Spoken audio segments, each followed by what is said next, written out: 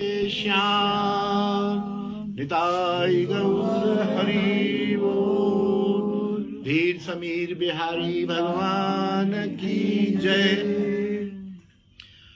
गिरिराज महाराज की जय। तुलसी महारानी की जय।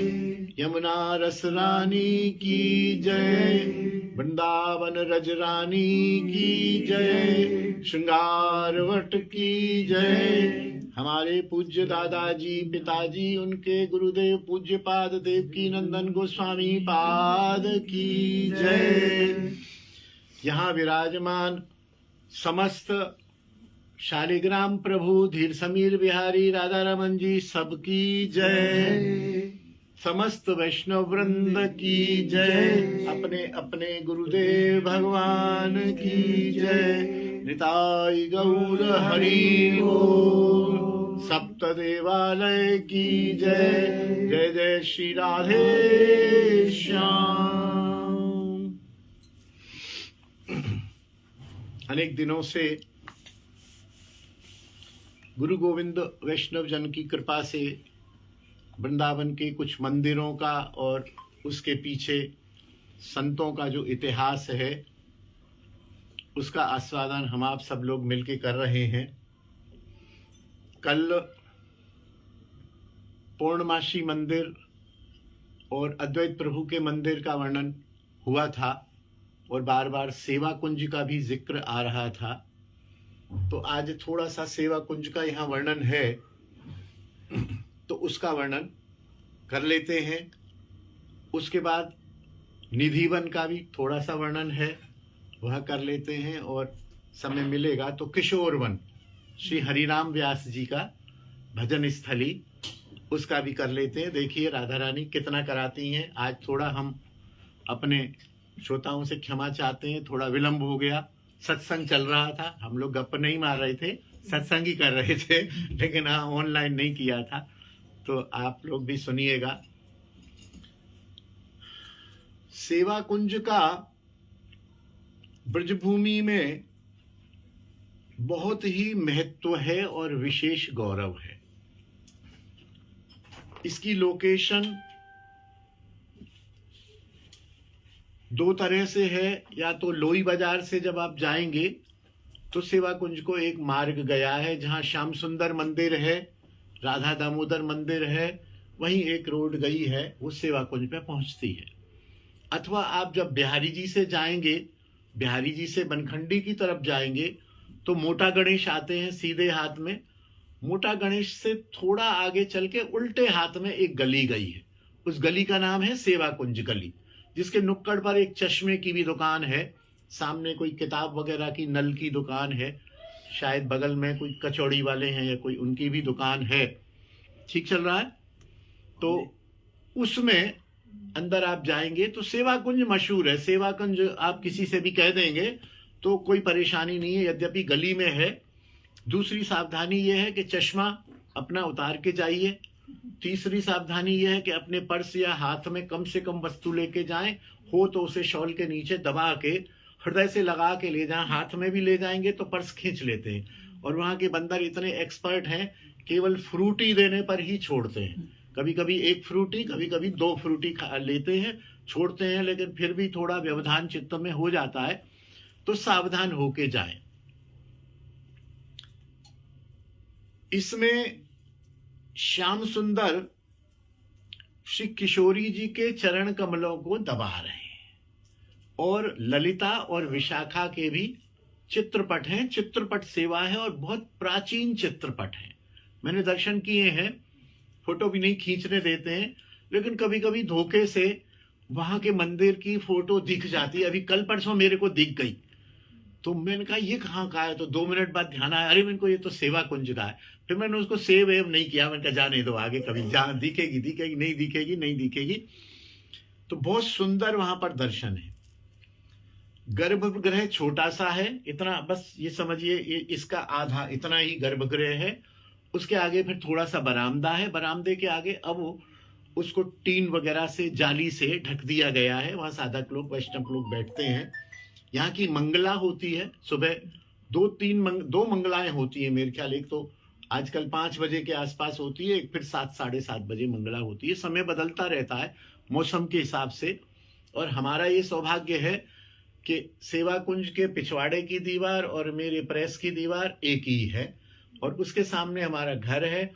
तो घर में सुबह सुबह 4:30-5 बजे कभी कभी मंगला की आवाज आ जाती है। मैया लोग वहां पर जय जय हो राधे जू में शरण तिहारी, हरिवंश दुलारी, मंगल आरती में गाऊं बलिहारी। ऐसा गा याद आ गया अचानक, मुझे याद नहीं था। ये स्वर सुनाई पड़ता है कभी कभी घर में, जल्दी उठ जाओ तो, या हम जैसे छत पर कभी होते हैं तो ये आवाज सुनाई देती है। 2 बार मंगला होती है और बहुत बहुत सुंदर, बहुत ही भावपूर्वक सेवा होती है। वहां प्रसाद तो मिलता ही है, विशेष प्रसाद में वहां बीड़ा मिलता है, प्रिया जी का बीड़ा मिलता है।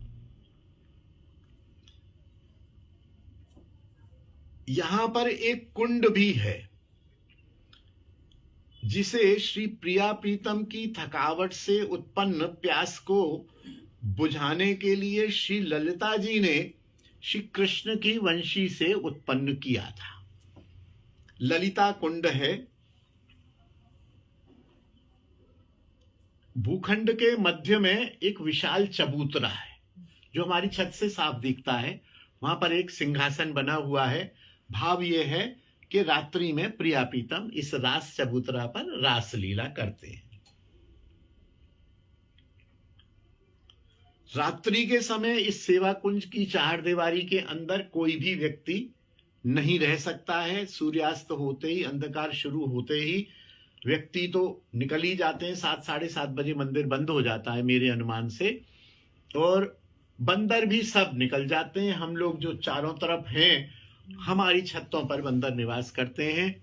मेरे जीवन में 2-3 प्रसंग ऐसे हुए कि वहां आदमी रुका रात में धोखे से, देखते हैं क्या होता है। तो सवेरे एक व्यक्ति तो मृत पाया गया, 2 व्यक्ति तो मृत पाए गए, और एक व्यक्ति थोड़ा विक्षिप्त हो गया जो 1 आध दिन बाद पधार गया। तो इसलिए रात्रि में वहां पुजारी भी नहीं रुकते, कोई भी नहीं रुकता है, वृक्ष रुकते हैं। और कथाएं तो बहुत हैं कि ये वृक्ष सखियां बन जाते हैं, सब है, भावना की वस्तु है, तो जिसको जैसा दर्शन हो जाए। यहां बंदर बहुत अधिक हैं,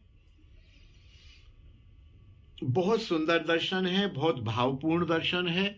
और यह मंदिर राधा वल्लभ जी के जो गोस्वामी गण हैं उनके अधिकार में है। यहां भी सेवाएं बदलती रहती हैं, कभी किसी गोस्वामी की सेवा, कभी किसी गोस्वामी की सेवा, कभी किसी गोस्वामी की सेवा। लेकिन यहां एक बात जरूर है कि यहां पर एक पुजारी परिवार निश्चित है। एक वो श्री राम पुजारी जी थे, वो पधार गए हैं। अब उनके सुपुत्र हैं 2, वो दोनों सुपुत्र मिलके बड़ी भावपूर्वक वहां सेवा करते हैं। सेवा की बारी किसी भी गोस्वामी जी की हो, वो इनके जिम्मे ही सेवा दे देते हैं, ये भावपूर्वक सेवा करते हैं। गोस्वामी जी भी आते होंगे, पधारते होंगे, देखते होंगे, समझते होंगे। दान दक्षिणा, सेवा, पूजा, व्यवस्था क्या नियम है ये मुझे ज्यादा मालूम नहीं है। लेकिन हाँ, वहां श्री राम पुजारी जी के सुपुत्र, उनका नाम मुझे ध्यान नहीं है, शायद बंटी भैया कहते हैं उनको हम लोग, तो वो भी बड़े सज्जन हैं और वहां सेवा होती है। भावना यह होती है इन मंदिरों की कि एक तो राधा वल्लभ जी का जैसे मंदिर है, तो अभी तो नहीं, प्रारंभ में पुष्प आदि की व्यवस्था यहां से हो जाए। बगीचा हो गया एक, पुष्प आदि की व्यवस्था, माला आदि होके और राधा वल्लभ जी के श्रृंगार की हो जाए। लेकिन अभी तो बहुत भव्यता हो गई, तो पुष्प तो नहीं जाता है। लेकिन ये मान्यता अवश्य है कि श्री राधा वल्लभ जी रात्रि को शयन करने के लिए सेवा कुंज में आते हैं। यह भावना सभी की है, जो भी राधा वल्लभ जी के उपासक हैं, हम हैं, आप हैं, सभी की ये मान्यता है कि राधा वल्लभ जी को वहां मंदिर में शयन करा दिया जाता है, और राधा वल्लभ जी अपने दिव्य देह से, चिन्मय देह से प्रिया प्रीतम यहाँ आते हैं और निकुंज में ही शयन करते हैं, निकुंज में ही विलास करते हैं। और प्रातःकाल जब उनको सखियां उठा देती हैं, जब शुक सारिका उठा देती हैं, जब वो कखटी बंदरी उठा देती है, तो झट से भाग के फिर वो अपने अपने स्थान पर चले जाते हैं। तो यह छोटा सा वर्णन सेवा कुंज का है। यह राधा वल्लभ संप्रदाय का प्रमुख स्थान, प्रमुख कुंज है, प्रमुख स्थान है। इसके बाद है निधिवन। निधिवन भी आप सब जानते हैं।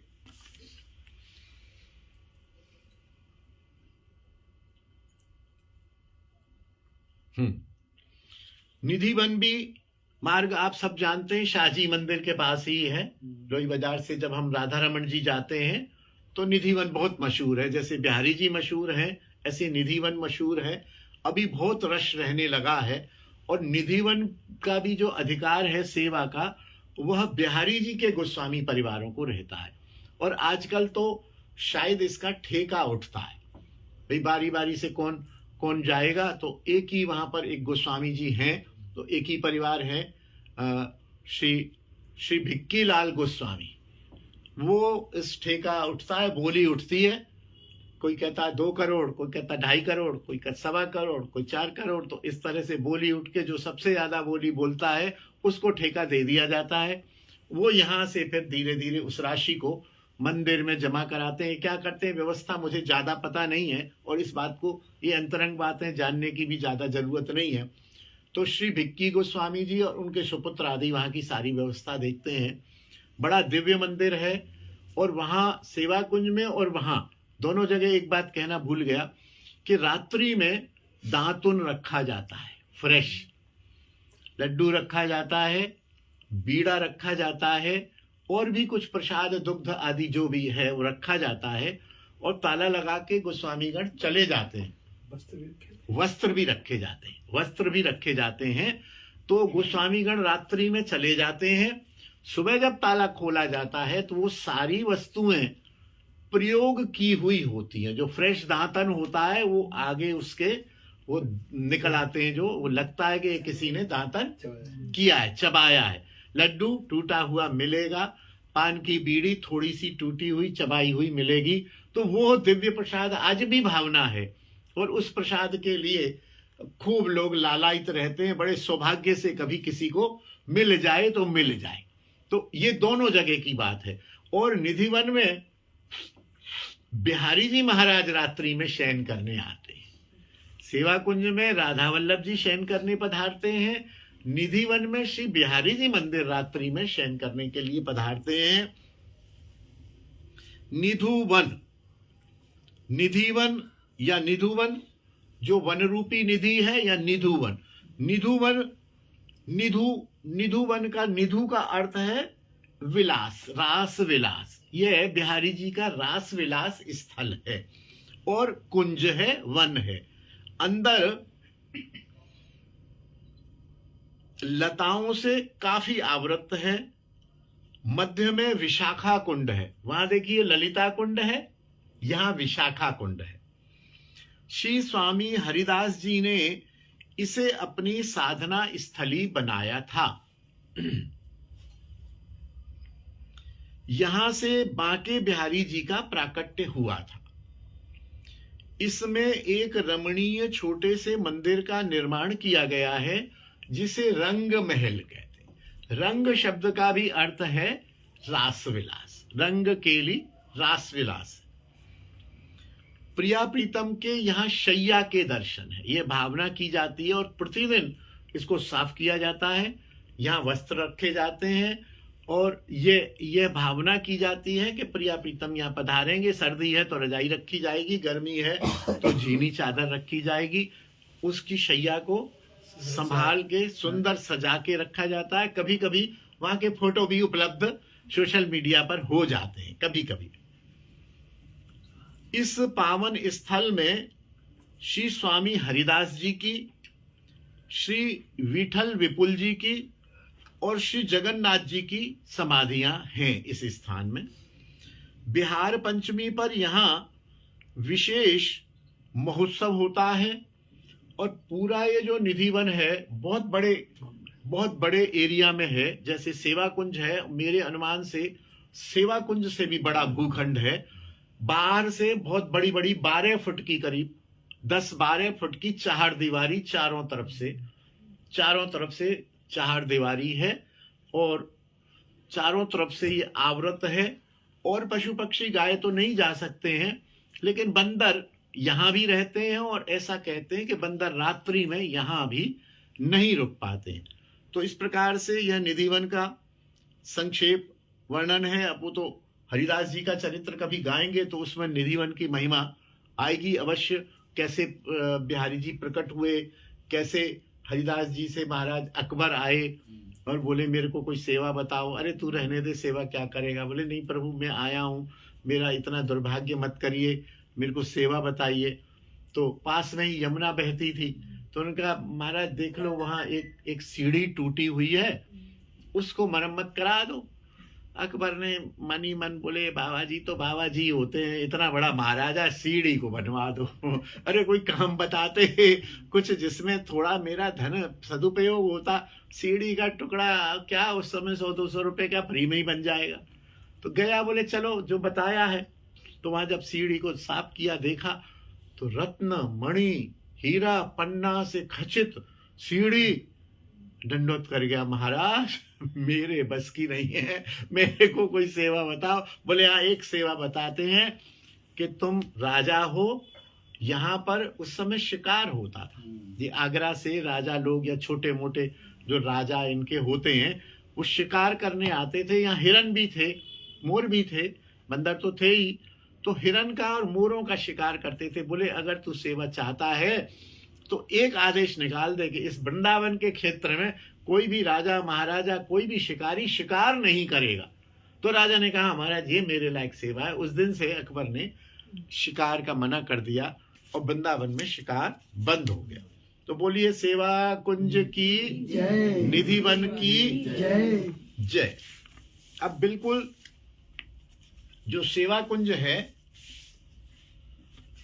सेवा कुंज से एकदम सटा हुआ पूर्व भाग में किशोर वन है। और हमने अपने जीवन में देखा है कि ये दोनों एक ही थे। ये हरिवंश जी का स्थान है सेवा कुंज, और ये हरिराम जी व्यास का स्थान है। दोनों परस्पर बड़े मित्र थे, बड़े एक दूसरे के प्रति समर्पित थे। तो वो उनकी भजन स्थली हो गई, यहाँ हरिवंश जी की हो गई। बीच में डंडा नहीं था। हमारे देखते देखते ही बीच में पार्टीशन हो गया, 10 फुट ऊंचा करीब डंडा बन गया है। और सेवा कुंज जाने के लिए रास्ता, हमारी गली, हमारी क्या गली, उस गली में हम रहते हैं लोई बाजार से हरिनाम प्रेस को जो गली गई है उसी में पहले मोड़ पर तो किशोर वन है और दूसरे मोड़ पर हरिनाम प्रेस है। तो किशोर वन नाम की जगह है, वहां से एंट्री है। और किशोर वन भी बहुत विशाल, पीछे राधा श्याम सुंदर मंदिर की बाउंड्री से किशोर वन मिलते हैं। इधर से जो अपने अद्वैत प्रभु का स्थान है उससे टच होती है किशोर वन की सीमा, इधर सेवा कुंज से टच होती है और इधर इस गली में है। तो चारों तरफ इस तरह से किशोर वन भी घिरा हुआ है। बहुत बड़ा स्थान है, बहुत पावन स्थान है। और पूर्णा माँ का भी वही है ना हमारा, वो सेवा कुंज के पास। तो वो अभी हम सेवा कुंज की बात तो कर रहे हैं ना। अब हम किशोर वन की बात अच्छा, करें। वो उसके पकड़ पे हाँ, किशोर वन सेवा कुंज के पास है।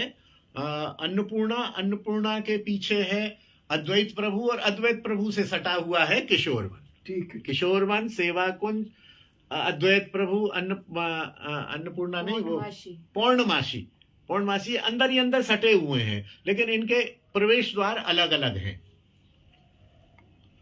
पूर्व में इसका नाम किशोरी वन प्रसिद्ध था। किशोर वन की जगह किशोरी वन।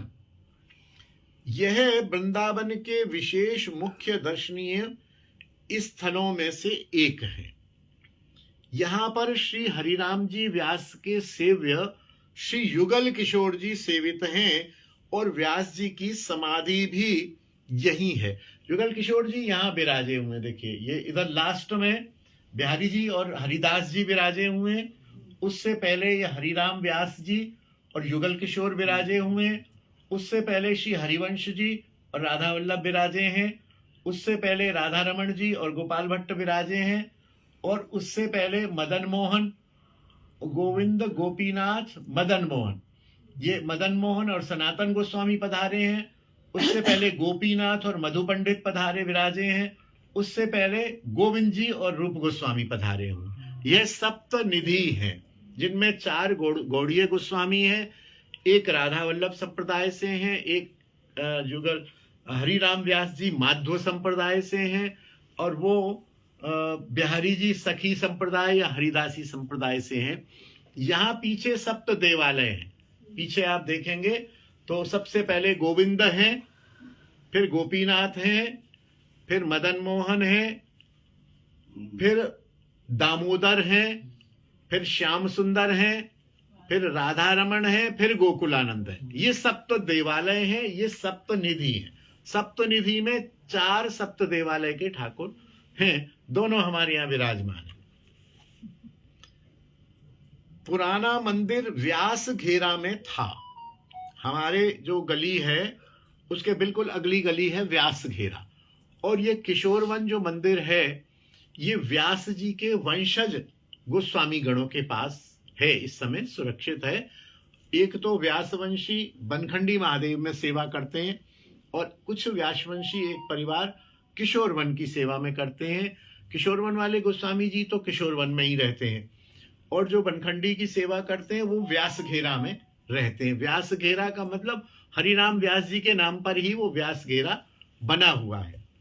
उसको जो है ओरछा के नरेश मधुकर शाह ने निर्माण कराया था। व्यास जी भी ओरछा से ही थे, संभवतः आगे जीवन परिचय आएगा। मधुकर शाह वहां के राजा थे। ओरछा में भी ठाकुर जी विराजते हैं, राम सीता लक्ष्मण, और वहां की भी बड़ी दिव्य कथा है। कभी अवसर मिलेगा तो ओरछा की कथा भी आप लोग याद रखिए, मैं तो भूल जाऊंगा एक दिन। राम राजा सरकार की जय। हैं? हाँ, हमारे यहाँ विराजमान है, राम राजा सरकार विराजमान है। वहां आज भी राजा उन्हीं को माना जाता है, और उनको बंदूक की सलामी दी जाती है। एक बार या 3 बार संभवतः, जब दर्शन बंद होते हैं या खुलते हैं। मैंने देखा आंख से, मैं ओरछा, मैं 2 बार ओरछा होके आया हूँ। वहाँ पूज्य राजेंद्र दास जी महाराज का भी एक आश्रम है। वहाँ गणेश दास जी भक्तमाली जी के नाम से है, वहाँ भक्तमाली जी की मूर्ति भी है। वहाँ सुंदर हॉल भी है। वहाँ आयोजन हुआ था, मैं 5-6 दिन रहा हूँ वहाँ पर कथा हुई थी, मेरा भी प्रवचन हुआ था वहाँ। 2 दिन वहाँ गया था, मैं रहा हूँ वहाँ पर, और ओरछा दर्शन भी किए थे। वहाँ एक नदी भी है सुंदर, बेतवा नदी। हाँ, आप भी थे? हाँ, आप भी थे, सही है। बोलिए ओरछा धाम की जय, राजा राम सरकार की जय। व्यास जी जब ओरछा त्याग कर संवत 1591 में स्थायी रूप से वृंदावन पधारे, तब इस किशोरवन में ही माघ शुक्ला एकादशी के दिन संवत 1620 में युगल किशोर जी का यहीं से प्राकट्य हुआ। किशोरवन में ही युगल किशोर जी का प्राकट्य हुआ। इसी स्थान पर रहकर व्यास जी ने भजन साधन किया।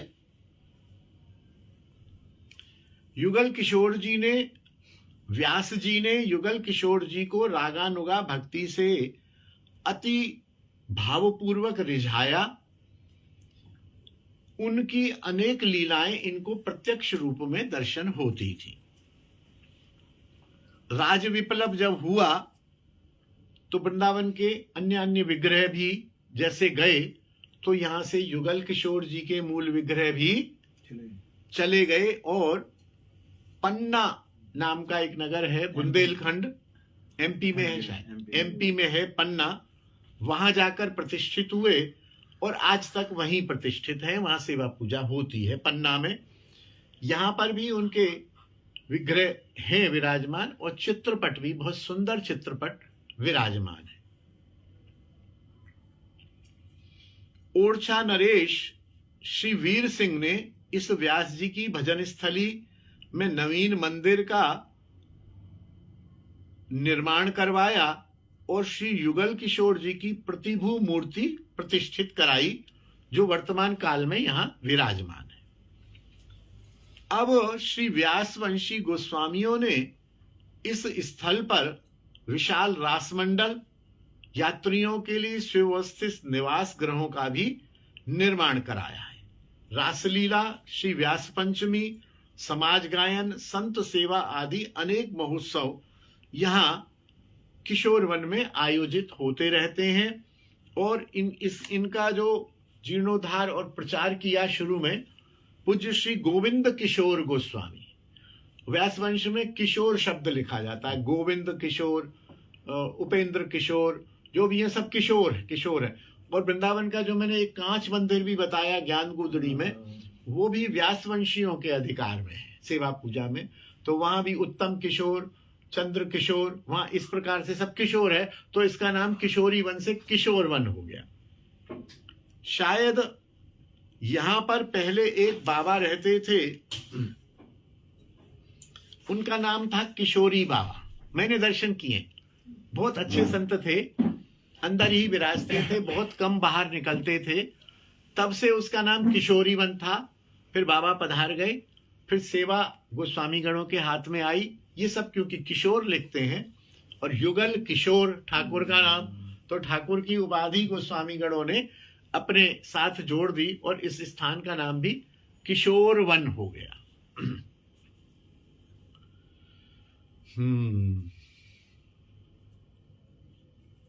हाँ, अब क्योंकि ये हरिराम व्यास जी को यहाँ भगवत प्राप्ति हुई थी, विग्रह प्राप्त हुए, हरिराम व्यास जी की भजन स्थली है यहाँ पर, हरिराम व्यास जी की यहाँ समाधि भी है।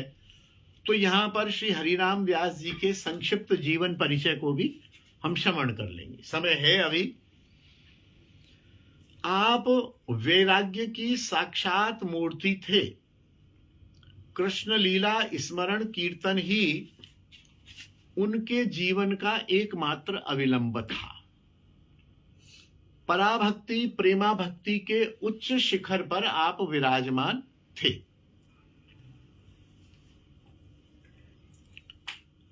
आपका उपासना इतनी भावमयी हो गई थी कि विधि निषेध का भी इन्हें भान नहीं रहता था। और ऐसा है, एक स्थिति पर मैं बता रहा था ना, स्तर है। अगर इतनी ऊंची पहुंच गई हमारी स्थिति कि हमें यही ना पता चले कि अब दिन है कि रात है, या दोपहर के बारे हैं कि रात के बारे हैं, अभी सुबह है, स्नान करना है, तो ऐसे साधक को तिलक का भी ध्यान नहीं रहता है।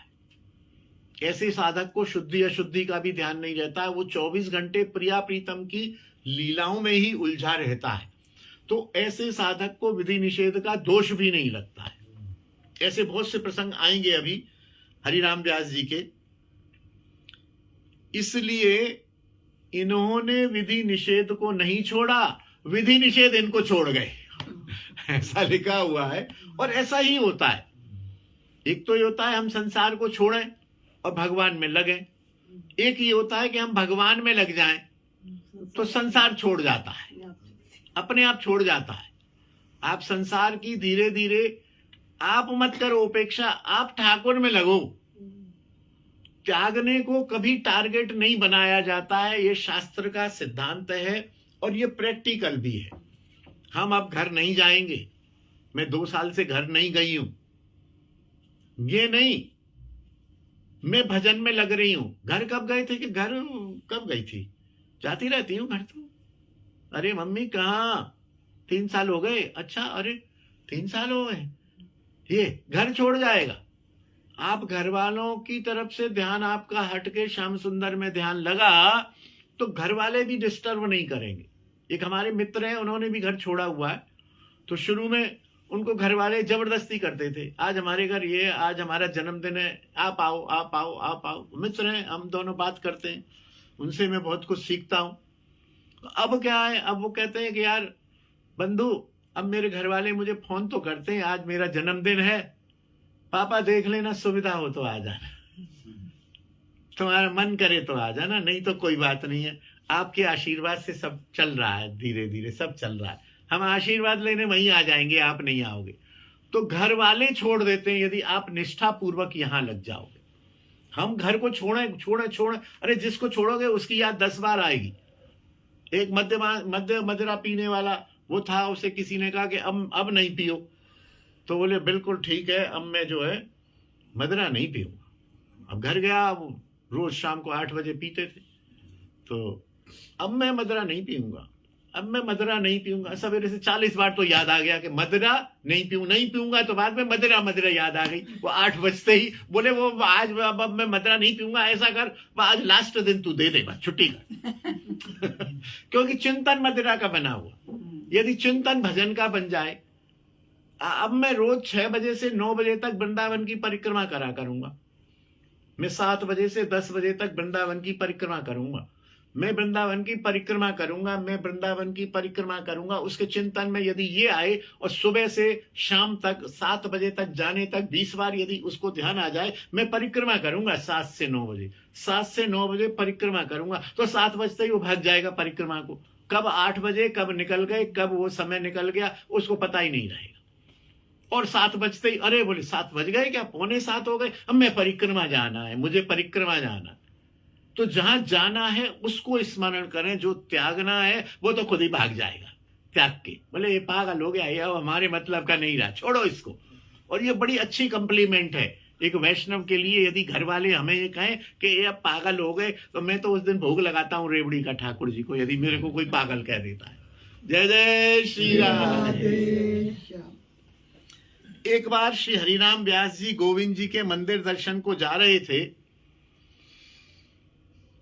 उन्होंने सुना कि राजभोग आरती हो गई और दर्शन बंद हो गए। इन्हें बड़ा खेद हुआ, क्योंकि राजभोग की आरती करके वहां का प्रसाद लेने का इनका नियम था।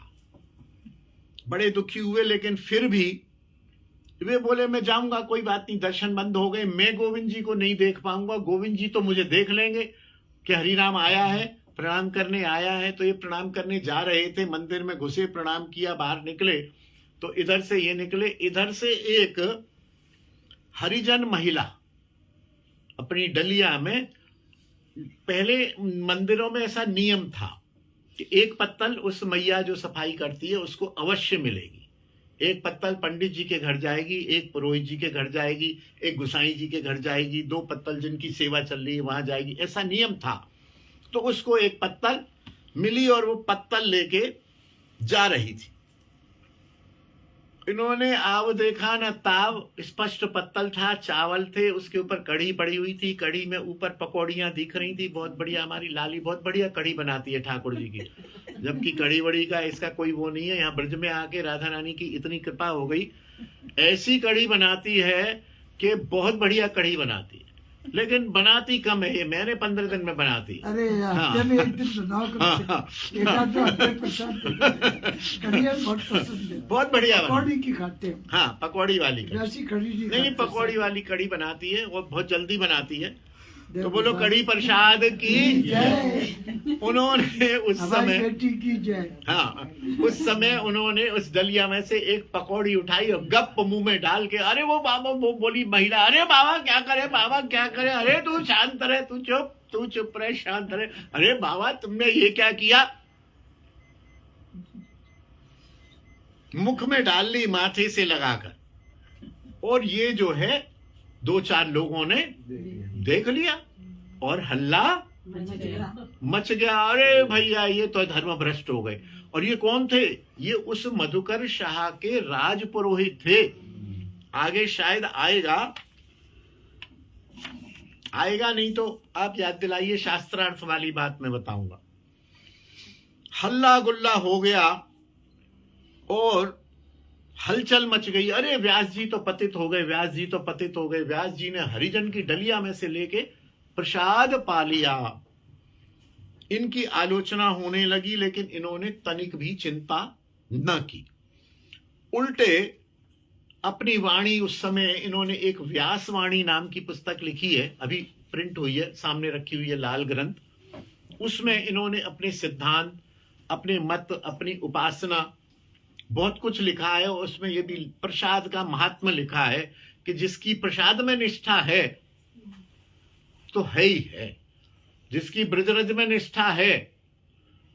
देखिए मैं आपको बताता हूं, वही कढ़ी हम खा रहे हैं, है ना, और वो कदाचित कढ़ी की पकौड़ी हम खा रहे हैं, और वो नीचे वहां बाहर बैठे हैं धूप में, वहीं हम चप्पल पहन के बैठे हैं, वहां सब लोग आ जा रहे हैं, और पकौड़ी कदाचित ब्रजरज में गिर गई, तो जो ब्रजरस निष्ठ होगा वो उसको उठा लेगा, चलो वाह इस प्रसाद में ब्रजरज भी लग गई, और उठा के खा जाएगा।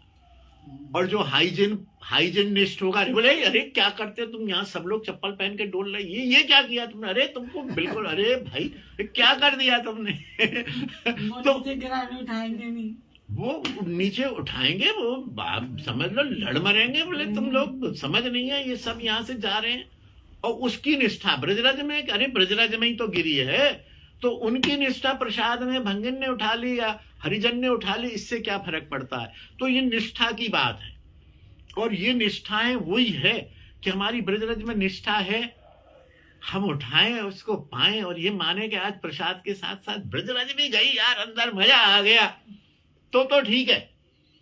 यदि घर जाके यार क्या करें, वो गिर गई थी, एक ही पकौड़ी थी, अब छोड़ता कैसे उसको, अब खानी पड़ी भाई खानी पड़ी भाई, अब ठीक है यार, वहां से बंदर भी जाते हैं। तो ये बात गलत है, ये बात बिल्कुल गलत है। ऐसा भाव यदि आता है तो बिल्कुल नहीं खाना, निष्ठा है तो खाना, निष्ठा नहीं है तो नहीं खाना। एक नियम सबके लिए नहीं है, जिसकी जैसी निष्ठा उसको वैसी प्राप्ति। महाप्रसाद के संबंध में जाति पाति और छुआछूत का विचार इनके मन में बिल्कुल नहीं था, ये बड़े प्रसन्न हुए उससे। एक दिन व्यास जी रासलीला के दर्शन कर रहे थे, रासलीला हो रही थी जैसे मंडलियां करती हैं, तो राधा रानी के चरणों से वो नूपुर बंधे रहते हैं ना, नाचती हैं तो चरणों में बंधे रहते हैं नूपुर, नूपुर खुल गया, नृत्य कर रही थी, प्रिया जी के जो स्वरूप थे, प्रिया जी नृत्य कर रही थी। इन्होंने देखा कि घुंघरू टूट गया प्रिया जी का, बाधा आ गई नृत्य में, ताल में। ये ब्राह्मण थे, यज्ञोपवीत धारण करते थे, इन्होंने अपना जनेऊ खींचा, तोड़ा, और उस जनेऊ से दोबारा से वो नूपुर बांध दिया, और लीला में आके बैठ गए। वहां फिर हल्ला हो गया, ये कैसा ब्राह्मण है, जनेऊ तोड़ दिया इसने, अरे टूट गया नूपुर, टूट गया, रासलीला मंडली का काम था वो बांधते। इनको तो साक्षात प्रिया जी दिख रही थी ना वहां, जब प्रिया जी का नूपुर टूट गया, और प्रिया जी की मैं दासी हूं, मंजरी हूं, गोपी हूं, सखी हूं, तो मैं उनके नूपुर को देखूंगी कि अपने ब्राह्मण और बनिया ये इन जाति पाति विचारों को देखूंगी। तो फिर आलोचना हुई, इन्होंने फिर जो आलोचना हुई उसके विषय में फिर 2-4 पद अपनी हरिराम व्यास जी की वाणी में लिख दिए। अब इनके जन्म की बात बताते हैं। इनका जन्म सन 1510, अभी है 2025 सन 15 और 2000 का मतलब 515 वर्ष हो गए। बुंदेलखंड की राजधानी ओरछा में एक सनाड्य ब्राह्मण परिवार में हुआ। इनके पिताजी का नाम था समोखन शुक्ल, माता का नाम था देविका। समोखन शुक्ल धनवान थे और बहुत वैभव संपन्न थे, भक्त भी उच्च कोटि के थे। आपने व्यास जी की, हरिराम जी की शिक्षा की उत्तम व्यवस्था की। हरिराम व्यास जी बड़े मेधावी थे। आपने अल्पकाल में ही व्याकरण, वेद, पुराण आदि शास्त्रों का अध्ययन किया, समझ लिया और हृदयंगम कर लिया, और समय के साथ एक महान पंडित के रूप में, महान विद्वान के रूप में हरिराम व्यास जी की ख्याति हो गई। जब ख्याति हो गई, विद्वान हो गए, आचार्य हो गए, तो काशी हर समय से ही विद्वानों का गढ़ रहा है। फिर थोड़ी खुजली उठती है कि हम विद्वान हैं, अब जरा जाएं विद्वानों के बीच में, या तो उनको हरा के आए या हार के आए। कुछ सीखे, विद्वान हैं तो विद्वानों में बैठे, तो ये भी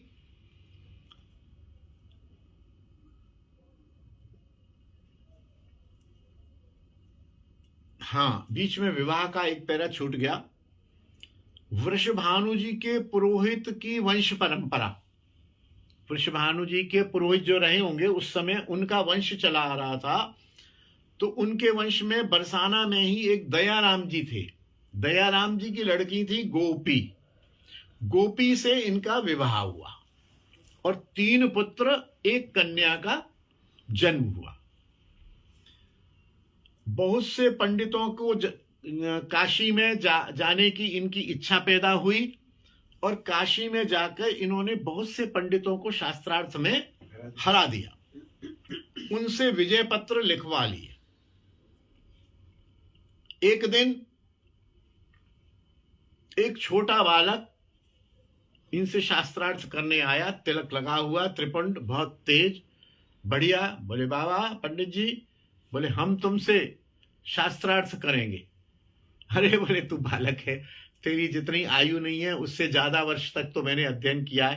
बोले कोई बात नहीं, हम आपसे हारना ही चाहते हैं, कोई बात नहीं, हम आपसे शास्त्रार्थ करेंगे। उसने स्वीकार कर लिया। बोले यार ठीक है, हारना ही चाहते हो तो करो। अब उनसे शास्त्रार्थ शुरू हुआ।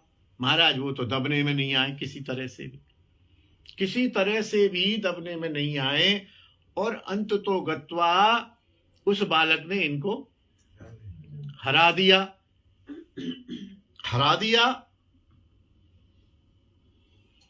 रात्रि में स्वप्न आया तो विश्वनाथ जी स्वयं स्वप्न में आए। बोले हरिराम, मैं जो बालक था मैं ही आया था, मैं स्वयं विश्वनाथ हूं, मैं आया था। तुम ये बताओ कि शास्त्र अध्ययन, ये पढ़ना पढ़ाना, ये विजय पत्र लिखवाने के लिए है क्या? तुम भजन करो, भक्ति करो। तुम श्याम सुंदर की, राधा रानी की विशाखा सखी हो। विशाखा सखी के अवतार थे। तुम विशाखा सखी हो, तुम प्रेमा भक्ति का प्रचार करो, गोपी भाव का प्रचार करो। तुम ये विजय पत्र लिखवाते डोल रहे हो। बोले प्रभु ये तो मेरे को किसी ने नहीं बताया। बोले मैं बता तो रहा हूं, अब समय आ गया है, तो मैं क्या करूं? बोले तुम वृंदावन जाओ, तुम्हें वहीं प्राप्ति होगी। तुम विशाखा हो, ब्रज की गोपी हो, ब्रज की उपासना करो, तुम्हें वहीं सिद्धि प्राप्त होगी। इन्होंने सारे विजय पत्र सुबह उठे और विश्वनाथ मंदिर में समर्पित कराए। विश्वनाथ जी को प्रणाम किया, प्रणाम करके वहां से जाने लगे, निकलने लगे। लोगों को पता चला कि हुआ क्या, ये तो किसी बालक से हार गए। बोले कोई कथा ही है। इन्होंने कुछ बताया नहीं किसी को भी। फिर भी वहां के जो विद्वान थे वो इनकी विद्वत्ता से प्रभावित हो गए थे, तो उन्होंने उनको कहा अच्छा महाराज एक विदाई समारोह तो कर लेने दो, तुम जा रहे हो। बोले तुमको जो करना है कर लो। तो एक ऐसा समारोह सा हुआ और विद्वानों ने इनको व्यास की पदवी प्रदान की। तब से ये हरिराम व्यास हो गए। ये तुंगारण्य में ओरछा आ गए। वहां से ओरछा आके तुंगारण्य में एक आश्रम बनाकर, कुटिया बनाकर, वहां पर प्रिया प्रीतम राधा कृष्ण की उपासना में लग गए।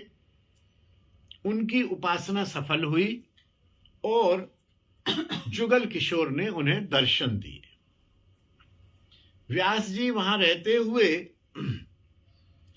जुगल किशोर की भावना में तल्लीन रहते थे। शरद पूर्णिमा की रास रजनी में सारी रात जागकर नृत्य करते थे और उन्हें ठाकुर की रासलीला के साक्षात दर्शन होते थे। एक बार इसी अवसर पर अर्धरात्रि में जब वे पत्नी सहित नृत्य कर रहे थे अपने भाव में, गोपी भाव में, और प्रिया प्रीतम की एक प्रकार से रासलीला में शामिल थे, तो ओरछा के महाराज मधुरकर शाह और उनकी महारानी दोनों उनके दर्शन करने को वहां आए। मधुकर शाह व्यास जी के शिष्य थे, क्योंकि पुरोहित थे इनके पिता सुमुखन शुक्ल, और सुमुखन जी के पुत्र थे ये।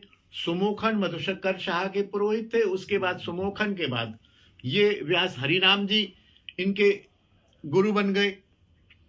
उनकी गुरु भक्ति भी अनुपम थी। उनका गुरुदेव के चरण स्पर्श करने का नित्य का नियम था। मधुकर शाह की गुरु भक्ति से व्यास जी भी बड़े प्रसन्न थे। उनकी कृपा से वे मधुकर शाह भी सिद्ध जैसे हो गए थे। वे बाहर से राजकाज में लगे रहते और व्यास गुरुदेव की कृपा से अपने अंतश्चिंतित देह से प्रिया प्रीतम की मानसी सेवा करते रहते थे।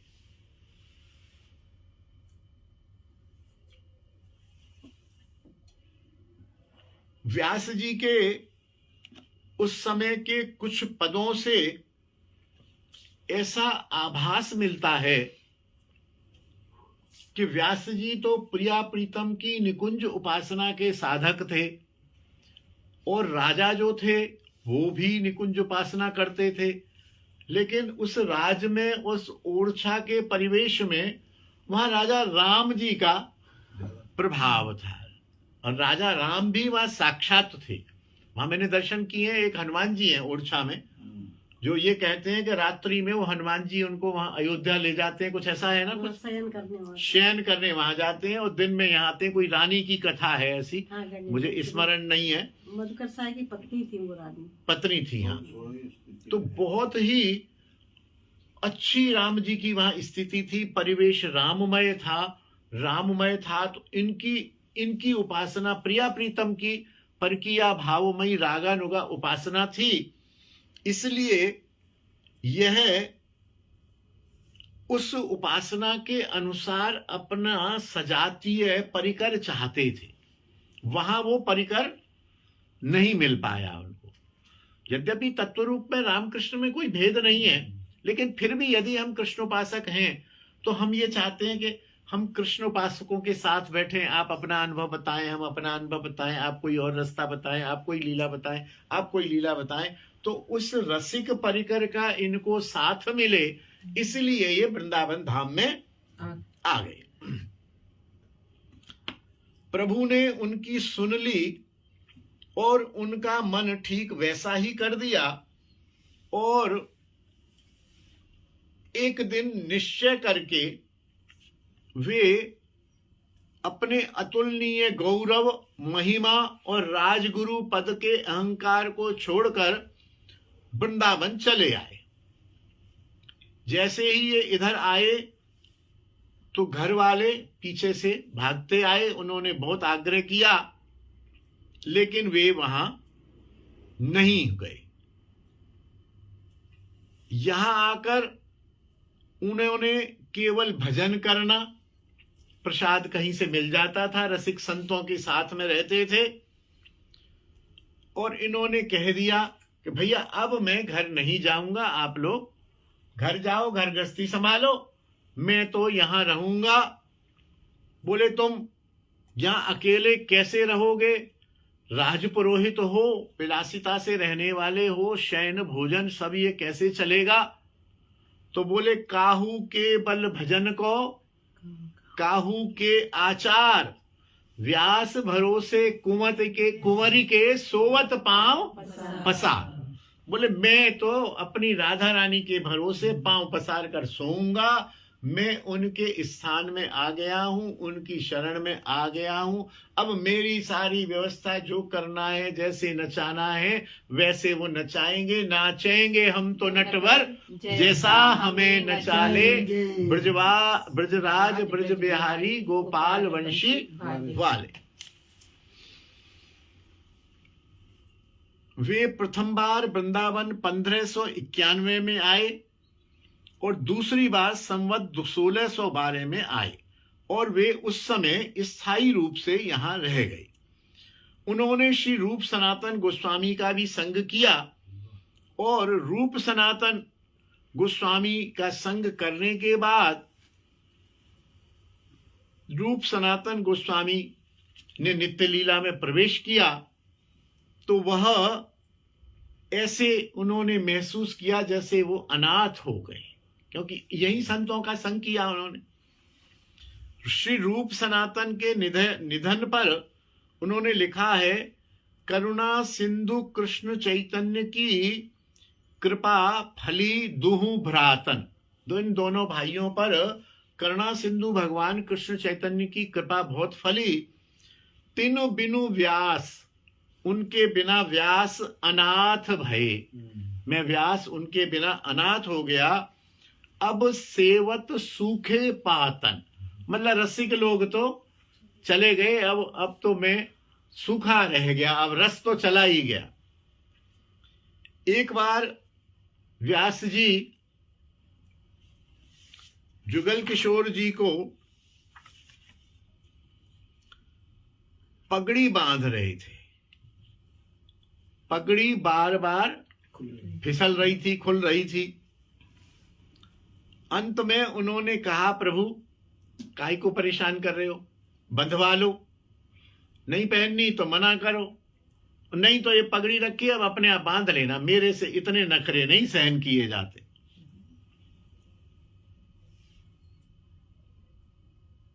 फिर भी उन्होंने पगड़ी नहीं बांधी और ये पगड़ी छोड़कर मंदिर के बाहर चले आए, पर्दा लगा के बैठ गए अपने भजन में। ना पहन रहे तो मत पहनो।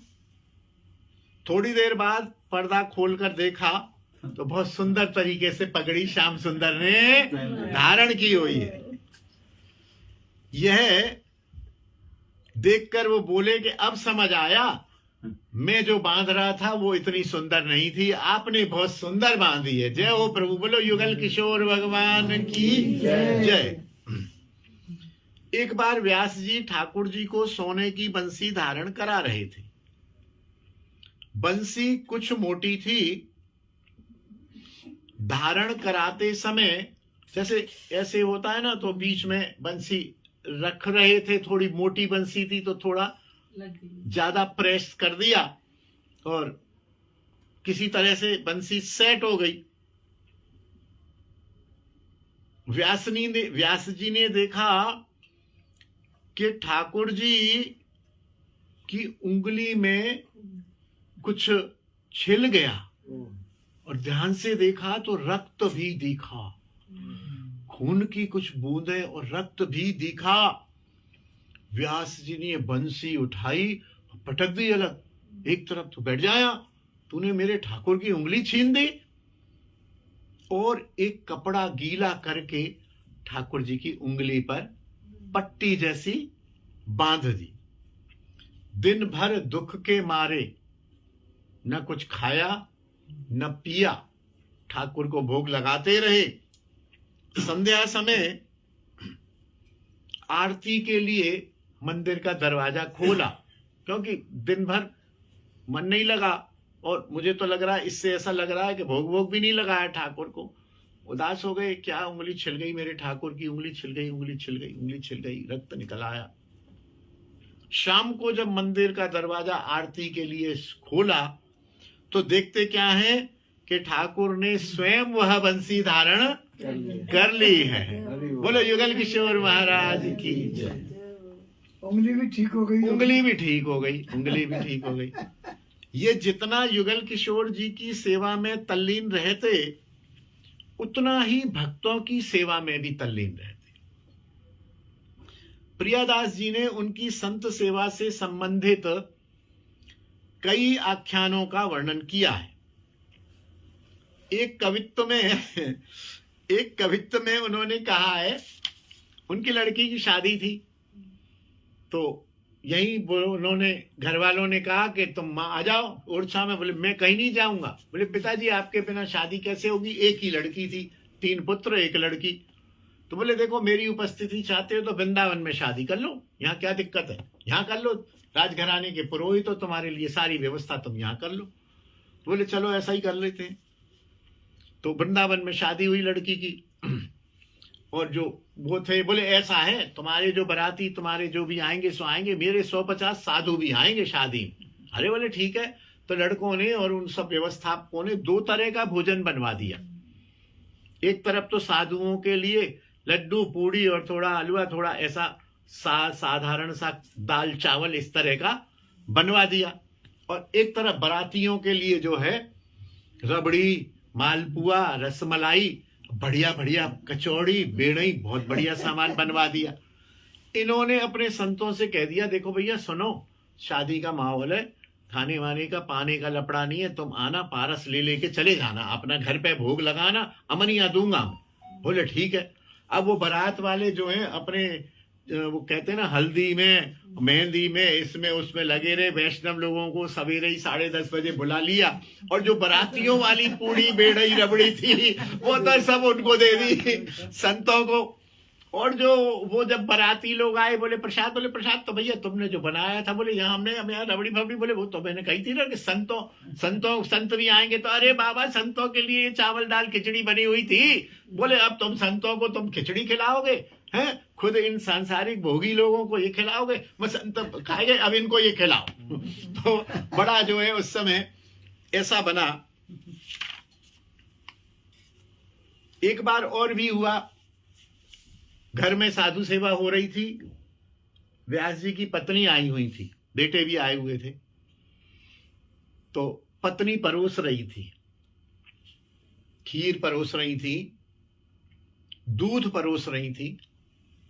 तो दूध जैसे परोस रही थी, इधर से परोसती हुई आई, बीच में व्यास जी बैठे हुए थे।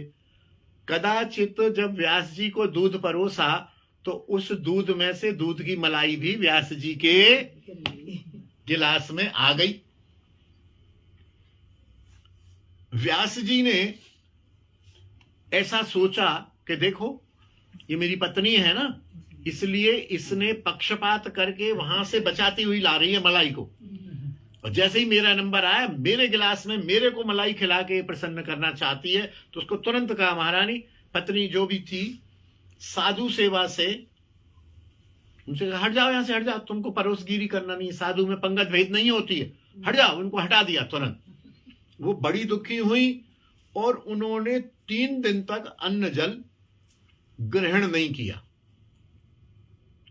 साधुओं ने कहा, महाराज ऐसे नहीं है, बाई चांस है, वो तो आ गई मलाई और आ भी गई तो हानि भी क्या है, आप उसके पति हैं, आपको यदि थोड़ी मलाई दे दी उसने, ऐसा थोड़ी कि दूसरे को ना दियो तो नंबर से देती आ रही है, इसमें क्या बात है, इसको क्षमा करो।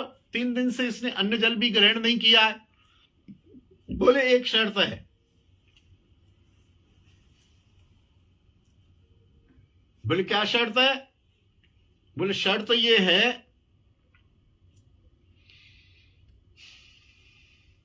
कि ये अपने सारे आभूषण ले आए वहां से, ओरछा से, और उनको बेचे, और उनके बेचने से जो धन प्राप्त हो, एक बार फिर से साधु सेवा कराए और पंगत भेद ना करे, तब मैं समझूंगा कि साधु सेवा में इसकी निष्ठा है और इसे साधु सेवा का अधिकार दोबारा से दे दूंगा।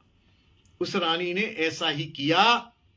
सारे आभूषण ले आए, सारे बिकवा दिए, उसके आभूषण और बिकवा दिए। खुद तो बाबा जी, उसे और बाबा जी बना दिए। उसने आभूषण बेचे, आभूषणों से उसने पूरा भंडारे की व्यवस्था करी, और भंडारे की व्यवस्था करके साधु सेवा हुई, तब जाके उसे साधु सेवा का अधिकार दिया।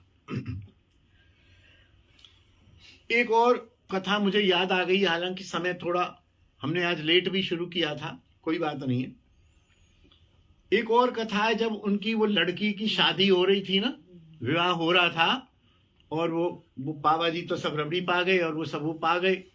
तो जैसे फेरे वेरे सब हुए, जो भी हुए, तो एक प्राचीन भी प्रथा है, ऐसी भी है कि वो बेटी जो है पिताजी को प्रणाम करने आई, और पिताजी मेरा अब नया जीवन शुरू हो रहा है, आप मेरे पिता हैं, महान हैं, आप जो है मेरे को उपदेश दीजिए, कुछ मेरे को बताइए जिससे मेरा भावी जीवन सफल हो। तो बोले बेटा अब मैं तेरे को क्या उपदेश दूं, तूने तो विवाह कर लिया, अब तुम जाओ अपनी खुशी रहो, अपना पति के साथ में आनंद करो, क्या उपदेश दूं, जो मैं उपदेश देना चाह रहा हूं वो तू मानेगी नहीं, और मेरे उपदेश को तूने पालन नहीं किया तो मुझे दुख होगा, तुझे भी दुख होगा। बोले नहीं, मैं वचन देती हूँ। बोले वचन देती है? 3 बार उससे त्रिवाचा भरवाली। बोले हृदय से? बोले हृदय से। देख ले, कुछ भी हो सकता है। बोले कुछ भी होगा, मैं आपके वचनों का पालन करूंगी। बोले ठीक है, ऐसा कर, ये जिस पति से तेरा विवाह हुआ है इसको, अब कहीं कहीं मैंने तो क्षमा करेंगे, ऐसा सुना है कि इसको मार दे 1 लात। कहने में मुझे भाई लग रहा है, इसका त्याग कर दे और ये सब दुल्हन का वेशभूषा उतार। मेरे अंदर एक सफेद साड़ी पड़ी है, उसको धारण कर, तेरे को तिलक लगाता हूं और यहाँ वृंदावन में रह के भजन कर। अपने जीवन को सार्थक करना है तो मानव जीवन का सार्थकता भजन में है, न कि गृहस्थ में, परिवार में जाके भोगने में, विषय इंद्रियों को भोगने में है। मेरा तो तेरे को यही उपदेश है, अब तू माने तो मान। हो उस पर व्यास जी की कृपा, साहब व्यास जी की बेटी तुरंत सब छोड़ दिया और सफेद वस्त्र पहन के व्यास जी से, संभवतः व्यास जी ने स्वयं दीक्षा दी या किसी संत से उसको दीक्षित कराया। वो आजीवन वृंदावन में ही रही और भजन में रही और चली गई। और घर वाले लोग तो फिर आप जानते ही हो, यहाँ से बड़े दुखी होके गए। पहले तो बोले जो पिताजी का हो गया दिमाग खराब, जो एक कॉम्प्लीमेंट होता है वैष्णव के लिए। बोले पहले तो इन्होंने सबरी जो बरातियों को खिचड़ी चावल खिला दिए और उन बाबाजियों को, भुक्कड़ बाबाजियों को रबड़ी खिला दी। अब जो करी कराई शादी में से उस लड़की को बाबाजी बना दिया। वो बेचारा पति जो है खाली हाथ आया और खाली हाथ चला गया। और बड़े ये लोग नाराज हुए, बोले छोड़ो इनको, इनसे माथा मारने की जरूरत नहीं है। बड़े निराश होके चले गए।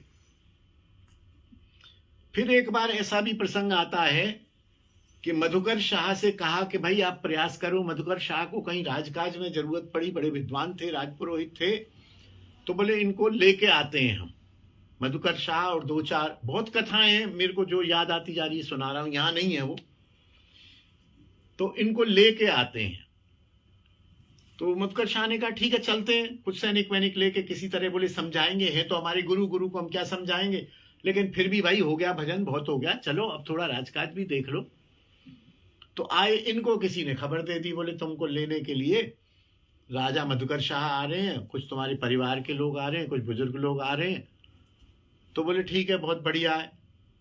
तो किसी अपने सेवक से बोले तू एक जो है वो कोई कालिख ले आ। बोले कालिख? बोले मेरे मुंह पर पोत दे। इनको ये लगा कि अब वो ये छोड़ेंगे नहीं, प्रेशर बना के आ रहे हैं, मैं अकेला पड़ जाऊंगा और पहले भी मैंने हरकतें ऐसी कर दी हैं तो शायद जाना पड़े। तो अब वृंदावन से जाना है तो इससे काला मुंह करने की ज्यादा बात क्या है। बोले कालिख पोत दे। और बिहारी जी मंदिर पे बहुत सारे जूते पड़े रहते हैं, उठा ला 8-10 जूते की एक माला पहना के मेरे गले में डाल दे और एक धोबी घाट से एक गधा पकड़ ला। अब सेवक वही किया, एक गधा पकड़ लाए, गधे पर मुंह काला करके जूते की माला पहन के, और इधर मथुरा से आना था, उन्होंने ओरछा से आ रहे थे। तो सूचना मिली कि आ गए हैं। तो मथुरा की तरफ जो है अपने 1-2 सेवकों के साथ, सेवक ताल बजाते हुए, अपने राधे राधे करते हुए और अपना जो है चल रहे, और ये गधे पर चल रहे हैं। कोई भीड़ थोड़ी थी, सड़कें थोड़ी थी उस समय, एकांत था, वन था, जंगल था, 500 वर्ष हो गए। तो ये तो इधर से गए और उधर से वो मधुकर शाह, इनके परिवार के वो सब व्यक्ति आ रहे थे। तो उन्होंने देखा है कौन है। बोले तो ये अपने हरिराम जी हैं, व्यास जी हैं, पुरोहित जी हैं। अरे ये तो पुरोहित जी, ये ओहो। अब बोले अब इसको ले जाके क्या करेंगे हम। अब वहीं रोक दी, मतलब दूर से देख के ही उन्होंने वहीं रोक दी। बोले अब इसको ले जाके भी क्या करेंगे, ये तो पागल हो गया। बिल्कुल जूते की माला पहन रखी है, मुंह पे कालिक पोत रखी है, गधे पर बैठा हुआ है, और इधर से जो है 2-4 वैष्णव हरे कृष्णा हरे राम निताई गौर राधे श्याम करते हुए चल रहे हैं। इनको ले जाके भी क्या करेंगे भैया, विचार करो। बोले बात तो सही है, अब इनको ले जाने में कोई सार नहीं है। बोले लौटो, यहीं से लौटो। वो वहां से लौट गए। वो वहां से लौटे और हरिराम जी व्यास बड़े कूदते डांटते गधे को छोड़ दिया और उसी भाव में जूते की माला वही फेंकी और अपने चलते चलते अक्रूर घाट के आसपास की बात है, या वहां जमुना बहती थी, इन्होंने सब कालिक वालिक पोती तिलरज से तिलक किया, दोबारा से वहां से नाचते हुए अपने किशोर वन में पहुंच गए खूब आनंद से। तो इस प्रकार की और भी इनकी वो है। व्यास जी ने एक व्यासवाणी लिखी है, इनमें बहुत सारे श्रृंगार रस के पद हैं और बहुत सारी इस प्रकार की प्रैक्टिकल भक्ति की बातें लिखी हैं। एक रागमाला ग्रंथ है, व्यासवाणी मेरे पास यहां रखी है, एक रागमाला ग्रंथ है। ये संगीत शास्त्र के राग के अनुसार बड़े धुरंधर गायक थे, बहुत धुरंधर गायक थे। तो उस रागमाला में 604 दोहे इन्होंने लिखे, वो भी इसमें संकलित हैं। नवरत्न यह संस्कृत में लिखा है, इसका दूसरा नाम स्वधर्म पद्धति है। इसमें व्यास जी ने अपनी गुरु परंपरा दी है और आचार्य द्वारा स्वीकृत 9 प्रमेयों का उल्लेख करते हुए उसमें अपना विश्वास प्रकट किया है। इसमें उन्होंने अपने पिता के गुरु श्री चैतन्य महाप्रभु के गुरु भाई श्री माधव दास जी को अपना दीक्षा गुरु बताया है और सुमोखन दास जी को अपना शिक्षा गुरु बताया। स्पष्ट बताया है कि मेरे को शिक्षा तो मेरे पिताजी से मिली और मेरे को दीक्षा मंत्र माधव दास जी महाराज से मिला, ऐसा उन्होंने यहां लिखा है। थोड़ी ऐसी यहां अफवाह है कि स्वामी श्री हितरिवंश जी के ये शिष्य हैं, ऐसी अफवाह है। तो उसको स्पष्ट करने के लिए कि जो खुद कह रहा है मेरे गुरु कौन है, अब दूसरा कोई भी कहता रहे, तो इनके दीक्षा गुरु हैं माधव दास, जो चैतन्य महाप्रभु के गुरु भाई थे और अपने पिता, इनके पिता के गुरुदेव थे वो, और अपने पिता को इन्होंने शिक्षा, मेरे अंदर जो भक्ति का बीज बोया वो मेरे पिता ने बोया और उसको पुष्पित पल्लवित करके मंत्र द्वारा श्री माधव दास ने किया। ये संस्कृत में इनकी गुरु परंपरा लिखी है, उसकी कोई खास बात नहीं है।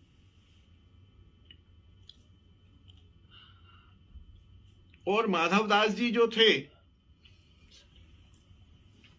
वे माध्व संप्रदाय की मान्यताओं को मानते थे। महाप्रभु जी भी उधर तो वहीं उस परंपरा में थे, लेकिन बाद में महाप्रभु जी ने आके गौड़ीय संप्रदाय का गोविंद भाष्य लिखा बलदेव विद्याभूषण जी ने, और गौड़ीय संप्रदाय माध्व से पृथक हो गई क्या थी। जैसे हम कह रहे हैं ना कि हम उनके दास हैं, संबंध बनाना नहीं है, संबंध बना हुआ याद करना है। क्योंकि गौड़ीय संप्रदाय के उपास्य हैं प्रिया प्रीतम और माध्व संप्रदाय के उपास्य हैं लक्ष्मी नारायण। तो वो वहां से प्रिया प्रीतम के संबंध को लेके एक अलग गोविंद भाष्य जो जयपुर वाले गोविंद जी ने लिखवाया बलदेव विद्याभूषण जी से, तो यह गौड़ीय परंपरा इधर चली गई। और हमारा तिलक गौड़ियों का और माध्व संप्रदाय का तिलक भी अलग अलग है। किशोर वन वाले जब लिखेंगे तो लिखेंगे माध्व मत मार्तंड स्वामी श्री व्यास जी महाराज, और हम लिखेंगे गौड़ीय वैष्णवाचार्य श्री रूप गोस्वामी जी महाराज। तो वो थोड़ा थोड़ा अंतर है। इस प्रकार से यहाँ किशोर वन का और श्री हरिराम जी व्यास का चरित्र विश्राम लेता है और खूब आनंद हो रहा है। आप सब लोग बड़े धैर्य से सुन रहे हैं। मेरे से जो ठाकुर कहलवा रहे हैं कह रहा हूँ, कुछ इसमें है, कुछ सुनी हुई है। और भी बहुत सारी कथा व्यासवाणी में बहुत सारी कथाएं हैं, दोहे हैं। तो विस्तार से किसी को पढ़ना हो तो व्यासवाणी प्रकाशित है, हरिनाम प्रेस से भी मिलती है, किशोरवन से भी मिलती है। व्यासवाणी को पढ़ें तो सिद्धांत साहित्य, उनका पूरा जीवन चरित्र, व्यास जी का चरित्र कम से कम 3-4 दिन में सुनाया जा सकता है। 2-2, 3-3 घंटे सुनाया जाए तो 3 या 4 दिन में पूरा होगा। तो बोलिए व्यास जी महाराज की जय, सब संतन की जय, समस्त वैष्णव की जय, अपने अपने गुरुदेव भगवान की जय, गिरिराज महाराज की जय, रजरानी की जय, तुलसी महारानी की जय, जमुना रस रानी की जय। जय। हमारे गुरु स्थान श्री श्रृंगार भट्ट की जय। जय। धीर समीर बिहारी की जय। जय। समस्त देवालयों की जय। जय। समस्त ठाकुरों की जय। जय। जुगल किशोर जी महाराज की जय। जय। श्री हरिराम व्यास जी की जय। जय। उनके गुरुदेव श्री माधव दास जी की जय। जय। उनके पिता श्री सुमोखन शुक्ल जी की जय। जय। जय जय श्री राधे श्याम निताई गौर हरि बोल। श्री गुरुदेव महाराज जी की जय। जय।